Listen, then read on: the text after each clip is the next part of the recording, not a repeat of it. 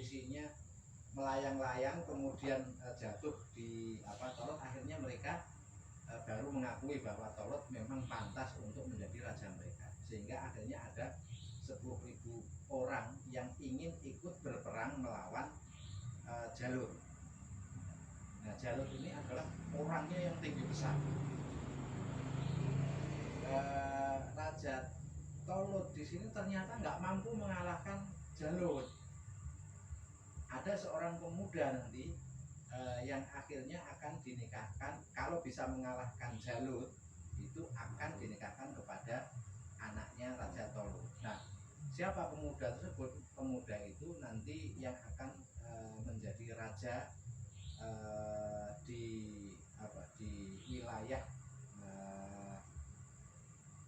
kalau sekarang bisa disebut wilayah yang menjadi perseteruan antara negara Israel dan Palestina, yaitu Nabi Daud.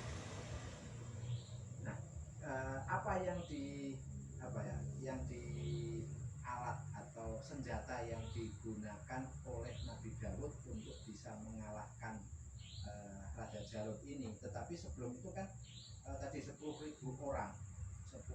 orang yang ikut, karena perjalanannya jauh untuk menuju dari Padang Teh ini, dari Padang Teh menuju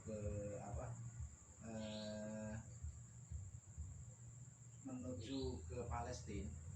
Ini kan baru setelah melewati sungai Laut Merah, itu berputar-putar di Teh.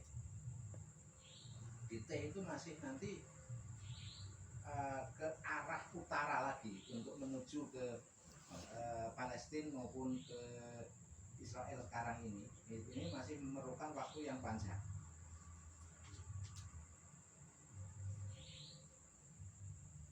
Falamma fasola Talutu bil junudi qala innallaha mubtilukum binahar faman syariba minhu falaysa minni wa man lam yat'amhu fa innahu minni illa man iktarafa ghurfatan biyad fasaribu minhu illa qalilan minhu.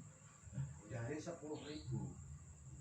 ini, ketika mereka sudah melakukan perjalanan yang sangat jauh, mereka merasa sangat haus, kelaparan.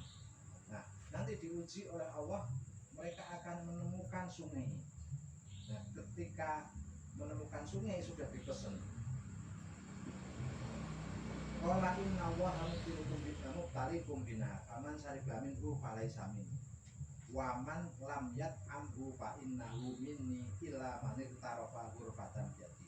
Nah, ketika nanti kalian sudah menemukan sungai, kalian pilihannya begini.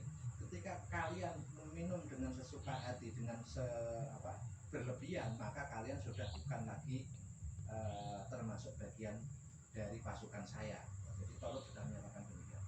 Tetapi kalau kalian minum secukupnya, hanya satu ghurfatam biyadi, sak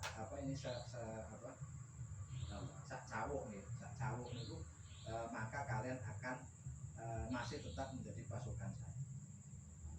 Nah, dari 10.000 pasukan ini nanti merodoli sampai tersisa dari 10.000 nanti tersisa 8.000.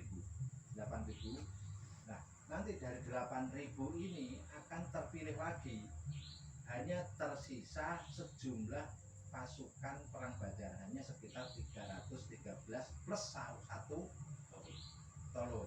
Jadi tinggal 313 dari 10.000, terus akhirnya tersisa hanya tinggal 313.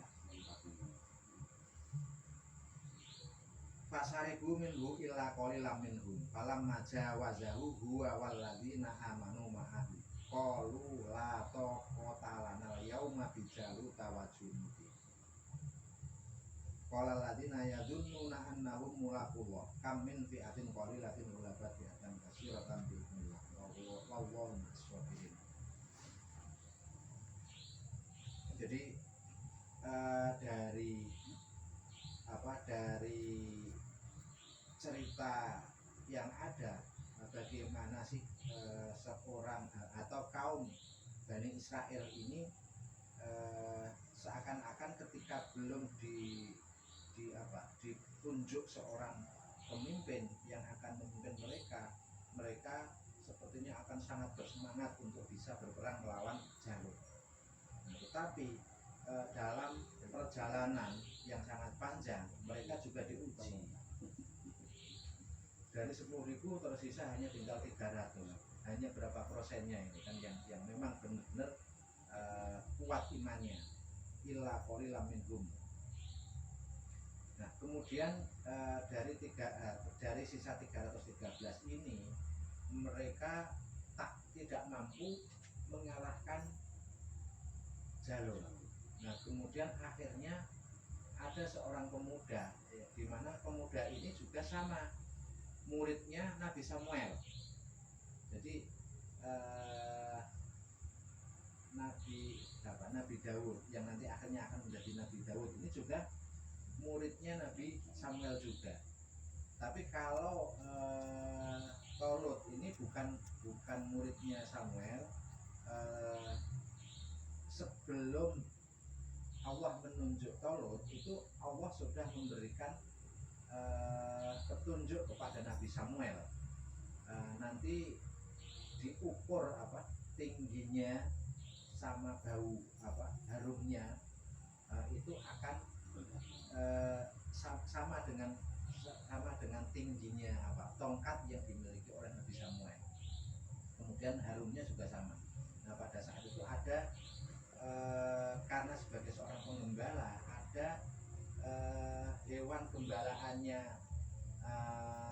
gembalaannya Tolut ini yang belum pulang. Kemudian dicari sampai melewati depan rumahnya Nabi Samuel.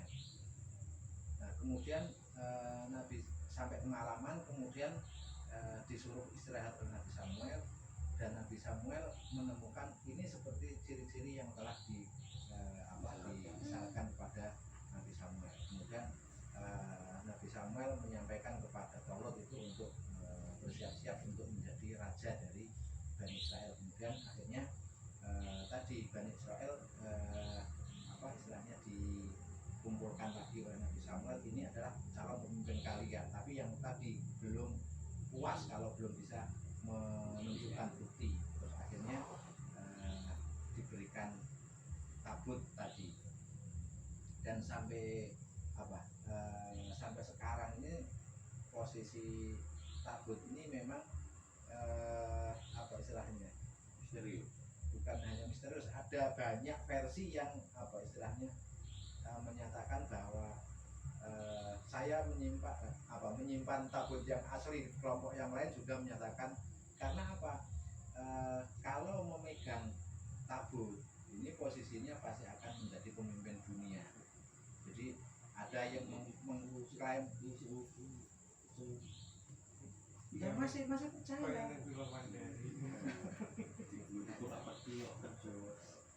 Nah, saat setelah Nabi Musa nggak ada, tabut ini kemana juga nggak ada yang tahu kan. Kalau lewat cerita-cerita yang ada, posisinya kan ketika Nabi Samuel berdoa ini kan langsung melayang-layang di atas di langit, kemudian turun di istilahnya di sebelahnya Nabi Tolut di sini. Nah, ketika posisi perang antara Tolut dengan Jalut, akhirnya pasukannya Tolut ini kan juga kalah.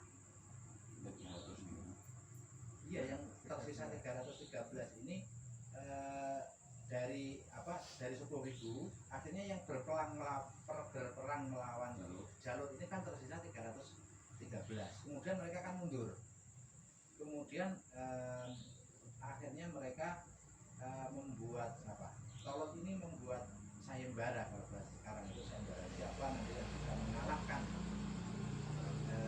Jalut, maka dia akan menjadi menantu saya. Nah, pada saat itu posisinya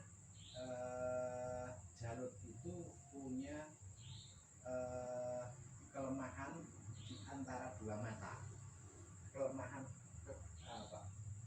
gagahnya tinggi besar kayak raksasa, kalau apa istilahnya kalau di film itu David and Goliath ya.